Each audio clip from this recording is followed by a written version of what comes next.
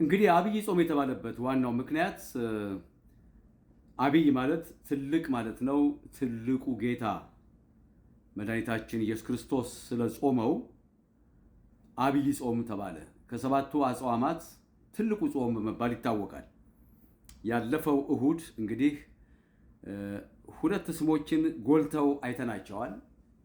አንደኛው ራሱ የእሁዱ ስም ዘወረደ በመባል ይታወቃል። ሁለተኛው ደግሞ ቅበላ እንለዋለን። እንግዲህ ይህንን በጥቅሉ ስናየው ዘወረደ የሚለው የግዕዝ ቋንቋ ነው። የወረደ ለማለት ነው። እንደየቋንቋ ይፈታል። ከሰማይ የወረደ ኢየሱስ ክርስቶስ ነው ከድንግል ማርያም የተወለደው። እሱን እኛ እንደተቀበልነውና ወደዚህ ዓለም እኛን ለማዳን የዘላለምን ሕይወት እንዲሰጠን እንደመጣ ለማጠየቅ ነው። እንግዲህ ከሰማይ ከወረደው በቀር ወደ ሰማይ የወጣ የለም። ብዙዎች አድርገዋል። አሁን ለምሳሌ ኤልያስ አድርገዋል እና የእሱ ማድረግ የእሱ መውጣትና የጌታችን ኢየሱስ ክርስቶስ መውጣት የተለያየ ነው። እሱ በባህሪ አምላክነት ነው። ከሰማይ ከወረደው በቀር ወደ ሰማይ የወጣ የለም። ስለዚህ አመጣጡ አወራረዱም ከቅድስት ድንግል ማርያም ባልታሰበች ቤተልሔም መወለዱ እኛን ለማዳን ስለሆነ አዎ እንቀበልሃለን ብትመጣም ብለን የመቀበላችንን ቀን የምናከብርበት ቀን ነው። ቅበላ የተባለውም ከዚህ ነው። በዋነኛነት ቅበላ ሲባል በንስሐና በስጋው ደም ነው። በንስሐ ብቻ አይደለም። ንስሐ ገብተን እንቀበለው ብቻ አይደለም።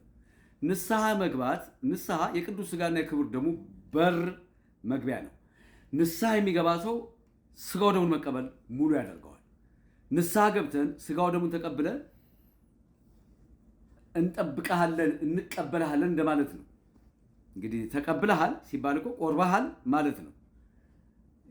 ለቆራቢዎች የሚሰጥ ስም ነው፣ ቅዱስ ስጋውን ክቡር ደሙን ለሚቀበሉ። ስለዚህ አንድም የድንግል ማርያም ልጅ ኢየሱስ ክርስቶስን ወደዚህ ዓለም እኛን ለማዳን መምጣቱን ለማጠየቅ ቅበላ መቀበል ተዘጋጅተን ለአንድ ለዚህ ለጾሙ ወቅት ብቻ አይደለም፣ ሁልጊዜ በልባችን እንዲኖር በጾም በጸሎት በእምነት በእነዚህ በሶስቱ መንገዶች ድል ማድረግ እንደሚቻል። ለምሳሌ ጾም ጋሻ ነው፣ ጸሎት ጦር ነው፣ እምነት ደግሞ ሁለቱን በአንድነት አድርጎ ኃይል የሚሰጥ እምነት ኃይል ነው እና ድል የምናደርግበት ነው።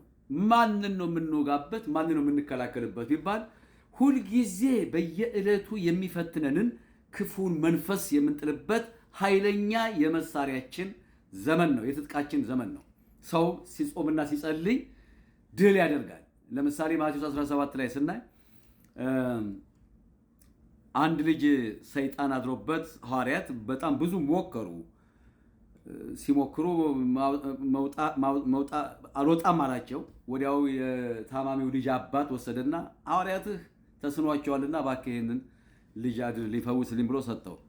ጌታችን ኢየሱስ ክርስቶስ አስወጣውና ምንድን ነው ያለው? ዝንቱ ዘመድ እየወፅእ ዘእንበለ በጾም ወበጸሎት። እንዲህ አይነቱ እኮ አብሮ የሚቆራኝ አብሮ የሚያድግ አሁን በየቤቱ በእውነት እግዚአብሔር ይሰውረን፣ ክፉ መንፈስ የለም ማለት አይደለም። ይሄንን ግን የምንጥልበት በጾምና በጸሎት ነው። ዘእንበለ በጾም ወበጸሎት ያለው ያንን በጾምና በጸሎት ጦርና ጋሻ ነው። ዝም ብለን ተራ አድርገን ሃይማኖታዊነት ብቻ አይደለም የምናሸንፍበት፣ ሃይማኖታችንን እንደያዝ ስርዓቱን እየጠበቅን የምናሸንፍበት መውጊያችን ማለት ነው። ስለዚህ አብይ ጾም ከፍተኛ የሆነ ከማይታይ ሰራዊት እንዳለን ሐዋርያው ቅዱስ ጳውሎስ የምንዋጋበት ኃይለኛ መሳሪያችን ነው ጾማችን። ከራሱ ከጌታችን ከኢየሱስ ክርስቶስም ይሄንን ውጊያ ተመልክተናል። መንፈስም ወደ ምድረ በዳ ወሰደው ይላል። ወደ ምድረ በዳ ከወሰደው በኋላ መንፈስ ቅዱስ ነው እንግዲህ እዚያም 40 ቀንና 40 ሌሊት ጾመና ጸለየ። ልክ ጾሙ ጸልዮ ግዳጁን ጨርሶ ሲወጣ መቼም የሱ አይደለም፣ ያው አምላክ ታዛዥም ነው ጌታም ነው፣ የእኛን ጾም ነው የጾመው እና ሲወጣ ዲያብሎስ ይፈትነው ዘንድ ቀርቦ ፈተነው ይላል። ስለ ጾምን፣ ስለ ጸለይን፣ ስለ ቀደስን፣ ስለ ሰበክን ፍጹምነት ማለት አይደለም። ፍጹም የምንሆነው ሆነን ስንገኝ ነው። ለሚመጣው ፈተና መልስ የሚሰጠን እግዚአብሔር ነውና አንፈተንም ማለት አንችልም። እና ኢየሱስ ክርስቶስን መጀመሪያ የፈተነው እንደ ተራበ አውቆ ይላል አይቶ ይሄን ድንጋይ ዳቦ አድርግና ብላ አለው ይላል። የሰው ልጅ ከእግዚአብሔር አፍ በሚወጣ ቃል እንጂ በእንጀራና በዳቦ ዛሬ ብዙዎች በመብላቸው በሆዳችን ነው በጣም ፈተናው የሚመጣው። ሆድ ሲባል እንግዲህ ያው የምታውቁት ነው። ቶሎ ምንከጅለው ነው። ህይወታችን ስጋችን ቶሎ የሚሸነፍበት ነው። በጾም ሰዓት ላይ በተለይ በጣም ፈተና የሚበዛበት ስለሆነ ነው። አሁን በዚህ እንዳደረገው ወደ መቅደስ ጫፍ ወሰደው ይላል። አያችሁ፣ መቅደስ ጫፍ ላይ አስረገጠው፣ ወሰደው። ከወሰደው በኋላ ራስን ወርውር፣ ፈጥፍጥ ማለት ነው። መላእክቱን ስላንተ ያዝላቸዋል። መላእክት ከአሐዱ አብ ቅዱስ ተብሎ በሚቀደስበት መስዋዕት በሚቀርብበት ጸሎት፣ ኪዳን፣ ሰዓታት በሚቀርብበት ሁሉ መላእክቱ ጊዜ አሉ። ስለዚህ መላእክት እንዳሉ ስለሚያውቅ ዲያብሎስ መላእክቱን ስላንተ ያዛቸዋል። ከመቅደሱ ላይ ራስን ፈጥፍጥ አለው። አትፈታተን ተብሎ ተጽፏል አለው። ሶስተኛ ረጅም ተራራ ላይ ወሰደው። ወደ ረጅም ተራራ ላይ ከወሰዱ በኋላ ደግሞ በቤተ መንግስት ያለውን ወርቅ፣ ስልጣን፣ ብር ምን ያላሳየው የሚያምሩ ነገሮች ከስልጣን ጀምሮ አሳየው። ዛሬ ስልጣንና ብርና ወርቅ ነው ዓለምን እየጣለ ያለው። አዎ ብርና ወርቅ ወገኖቼ፣ ፍቅር ይበልጣል፣ ሰላም ይበልጣል፣ ትሕትና ይበልጣል። በዚህ አጋጣሚ እንደው ማሳስበው መልእክቱን ላስተላልፍ ብዬ ነው እና ያንን ወርቅም ስልጣን ይሄን ሁሉ ሰጣለሁኝ ስገድልኛል። አሁን በዚህ ጊዜ በሶስተኛው ላይ ገሰጸው ይላል። ዛሬም በያላችሁበት ይህን ስትሰሙ እግዚአብሔር ይገስጽህ፣ የድንግል ማርያም ልጅ ይገስጽህ፣ ቅዱሳኑ ይገስጹህ በሉት። ሰይጣን አይቀርብም። ገሰጸው፣ ወግድ። ይሄ ግሳጼ ነው።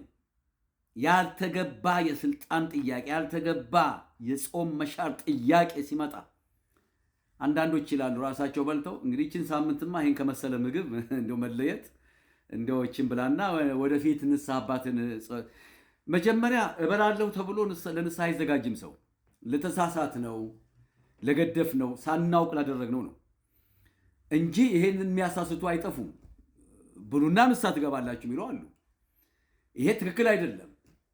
ይገስጽህ ሰይጣን ማለት ይገባል። ምክንያቱም በእናት ይመጣል፣ በአባት ይመጣል፣ በወንድም በምንወደው ሊመጣ ይችላል። እንዳንሳሳት ይገስጽህ ማለት ለጾሙ ትኩረት መስጠት ይገባል።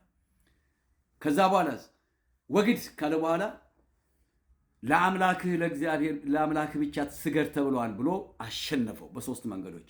እንግዲህ እነዚህ ሶስቱ አርእስተ ኃጣውእ ይባላሉ። ዛሬ በመካከላችን ያሉ ፈተናዎች የስልጣን ብትሉ የስልጣን ፈተና ዛሬ እስከ መገዳደል እስከ መጨራረስ የደረስንባቸው ፈተናዎች የስልጣንና የገንዘብ ነው።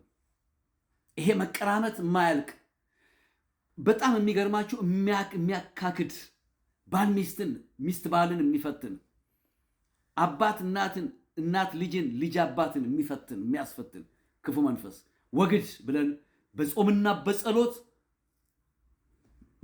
መወሰንና ማሸነፍ መታገል አለብን። ስለዚህ የጾማችን አሁን እንኳን መጣህልን የምንለው ለዚህ ነው። እንደው እንኳን ተፈታ ብቻ ሳይሆን እንኳን ጾሙ ገባልን ተቀብለናል ማለት ይገባል። በንስሐና በቅዱስ ሥጋው በክቡር ደሙ ኢየሱስ ክርስቶስን አምነን ማለት ነው።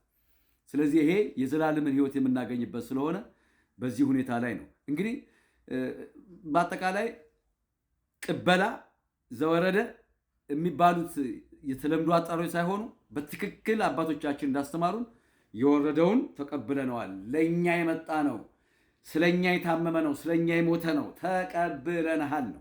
እኛ እኮ ተቀብለንሃል ስንል ቆርበሃል እኮ ነው የምንለው። ተቀብለሃል ማለት ነው። ንስሐ ገብቶ ነው ስጋው ደግሞ የሚቀበለው። ሰው ንስሐ ገብቶ ስጋው ደግሞ ከተቀበለ ኢየሱስ ክርስቶስን በልቡ አሳደረ፣ ተቀበለው ማለት ነው። እነሆ በሩን አንኳኳለሁ በደጅ የሚለው እኮ ንስሐ ስላልገባን ነው። ስጋው ደም ስላልተቀበልን ነው። ክፈቱት። ጾማችን አንዱ እሱ ነው። ጸሎታችን አንዱ እሱ ነው። ደጅ ቆሜ አንኳኳለሁ፣ በሩን የሚከፍትልኝ ቢኖር ከእርሱ ጋር እራት እበላለሁ። አያችሁ፣ ይሄ ትልቅ የኢየሱስ ክርስቶስን ማደሪያነት ማዘጋጀት ማለት ነው። ስለዚህ ክፈቱት በንስሐ። ቅበላ በየዓመቱ ይመጣል፣ ዘወረደን በየዓመቱ ይመጣል። ዛሬ አንድ የተቀብለ ነው በየዓመቱ ልናከብረው ይገባል። ጾማችንን በሰላም ፈጽሞልን ለብርሃነ ትንሣኤው እንደውም እንድንደርስ አምላካችን ቅዱስ ፈቃድ ይሆንልን። በርቱ፣ ተበራቱ።